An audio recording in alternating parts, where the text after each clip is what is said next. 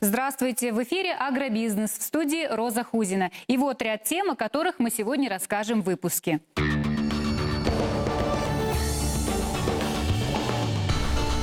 В Зианчуринском районе прошла презентация современной оросительной системы. В Башкирском аграрном университете открылась учебная лаборатория по технологии возделывания кукурузы. Пчеловоды Башкирии приступили к качке меда. Подробнее обо всем этом смотрите прямо сейчас в нашей программе.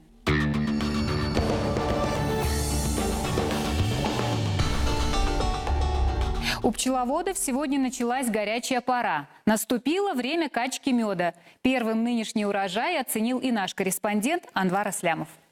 В свои 17 юный пасечник знает уже все тонкости непростого ремесла. Несколько лет назад Тимур Алтынбаев был признан лучшим пчеловодом по итогам республиканского конкурса. Возможно, поэтому их с отцом пчелы удачно перезимовали и принесли много меда. В прошлом году, если я не ошибаюсь, мы где-то 2 тонны всего выкачали. А в этом, в том году за 3 качки мы 2 тонны, а в этом году уже за 1 качку почти 1,5 тонны выкачали. Его отец с гордостью рассказывает об их династии пасечников, которые уже больше 100 лет. Пчеловод для него призвание и дело всей жизни. Свое мастерство он передал 5 сыновьям. Что могу сказать? Молодцы дети, стараются. Мед качаем. Вот 6 взялись, мы мед качать. Я только вот так рамки вытаскиваю, остальное все они делают. На протяжении 15 лет Альберт Алтынбаев выводил свою породу пчел. Назвал полосатая местная. Это помесь дикого роя и привезенного из Мишкинского района. Всего на пасеке около 60 ульев. Точную цифру нам так и не назвали, чтобы не сглазить. В этой рамке примерно 4 килограмма меда. Чтобы получать такой урожай, говорят пасечники, необходимо самим трудиться как пчелы. А чтобы насекомые вели себя спокойно, здесь идут на различные хитрости и добавляют в дымарь мелиссу или душицу. Травяной дымок усмиряет даже самых бойких полосатых тружениц. Они сумели собрать липовый цвет, несмотря на нелетную пасмурную погоду. На пасеке приступили к медокачке на неделю позже, чем в прошлом году. Зато урожай меда больше и ароматнее. Это же золото. Оно похоже на золото даже. Это радость. Я сам рад иногда. Особенно, когда пробуешь этот мед.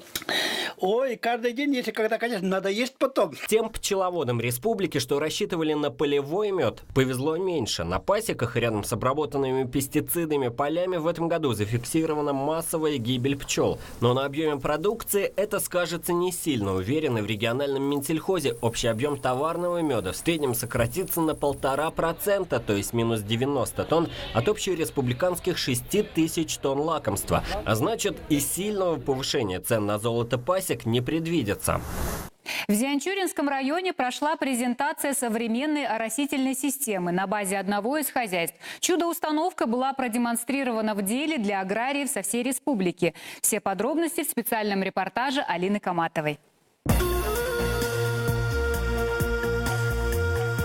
Зианчуринский – самый южный район республики. Площадь сельхозугодий почти 40 тысяч гектаров.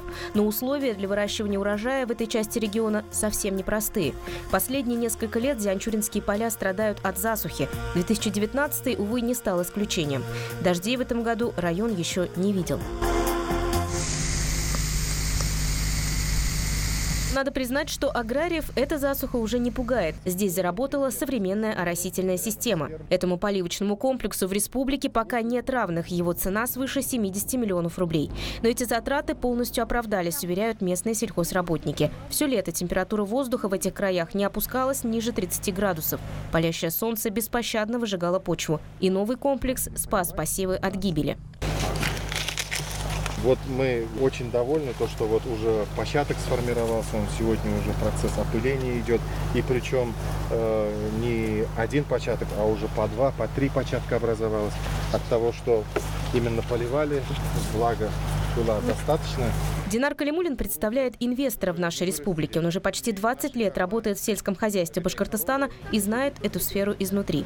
А сам владелец агрохолдинга из Оренбурга. 2 года назад инвестор из соседней области решил вложиться в недостроенный животноводческий комплекс и молочную ферму. Ту самую, про которую наш телеканал рассказывает с 2015 года. Узнали, что имеется пустующий, недействующий комплекс, к сожалению, на тот момент. И мы его выкупили с аукциона, сделали здесь модернизацию большую по отношению к бизнесу. У нас здесь в Башкирии лучше, то есть и преференции больше, и поддержка лучше. Построенные еще в 2012-м 2 хозяйства в деревнях Кузибеково и Новые Чебенки пришли в упадок. Из-за банкротства Зерганское МТС сельхозпредприятия попросту простаивали. Сотни сельчан остались без работы, а современное оборудование ржавело. Тогда обеспокоенные местные жители забили тревогу. Люди обращались во все инстанции и продолжали приходить на ферму, даже когда им уже никто не платил. О сложившейся ситуации нам тогда рассказал бывший работник Эльбрус Абдулин. Сельчане не сдавались и верили, что ферму можно возродить. Сегодня Эльбрус снова работает в этом комплексе зоотехником. Сейчас вообще хорошо, работа есть, у работников настроение хорошее, работаем, зарплату получаем вовремя, все у нас хорошо пока, отлично. Да, верил, что это будет, вообще-то все верил я. Потому что такой большой комплекс стоять не будет, это все равно будет работать. Вернули свои рабочие места и доярки, и телятницы. Работы, к слову, здесь хватает. В декабре 2018 года в некогда пустующих помещениях вновь раздалось мычание коров. Завезли первых буренок, причем элитных из Германии, Голландии и Чехии. Теперь каждый из них в сутки дает 28 литров молока. Завезенные прошлой зимой коровы в апреле дали первое потомство. Здесь родились более 500 телят. Вот, собственно, и само родильное отделение. Оно огорожено. Сюда допускаются лишь некоторые сотрудники. Да и вообще на территории всего комплекса можно ходить лишь в специальной экипировке, как в больнице. Бахилы, халат и чепчик. Хозяйство получило второе дыхание и сегодня может позволить себе самую современную технику, оценить которую специально из Москвы прибыл представитель Минсельхоза России. Машины отличные, последнего поколения. Это, в общем-то, 21 век. Сказать, что всем доступно, не скажешь. Но эффект от внедрения таких машин, да и вообще от орошения, это урожайность как минимум 2-3 раза выше. Поливочных установок в хозяйстве несколько. Они размещены на площади в 250 гектаров. Вода в них поступает из местной речки благодаря насосной станции, максимальная мощность которой 400 литров в секунду.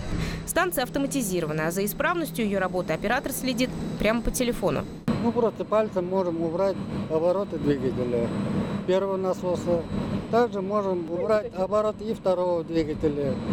Можем одновременно и оба. До нас тоже дошла эта технология. Каждый комплекс по орошению управляется через компьютер. Это последнее слово техники. Сегодня Зианчуринская мегаферма – одно из самых перспективных сельхозпредприятий республики. Находившееся когда-то в упадке, теперь это хозяйство может делиться опытом с другими. Хотя работать здесь еще есть над чем, рассказывает руководитель агрохолдинга, в планах уже в этом году начать строить новый корпус и довести показатели до 13 тысяч литров молока в год от одной коровы. Сейчас в хозяйстве 571 дойная буренка. Но главная цель, поясняет Динар Калимуллин, уже достигнута. Самое главное, у нас есть работа. То есть мы заинтересованы, чтобы здесь дети росли, чтобы они здесь оставались, чтобы они не уезжали на севера, чтобы они поступали в сельскохозяйственные вузы, чтобы возвращались нам ветеринарами, агрономами. Тот, кто сегодня работает, на пенсию пойдет, а потом же вместо них тоже молодое поколение надо. В прошлом году инвестиции холдинга в экономику республики составили 150 миллионов рублей. В нынешнем планируемые вложения почти 500 миллиарда. Цифры внушительные. Хотя сами сельчане от них далеки. Стабильная зарплата, постоянная работа и дожди. Вот что волнует аграриев района. Первый дождь, кстати, к концу дня все-таки пошел.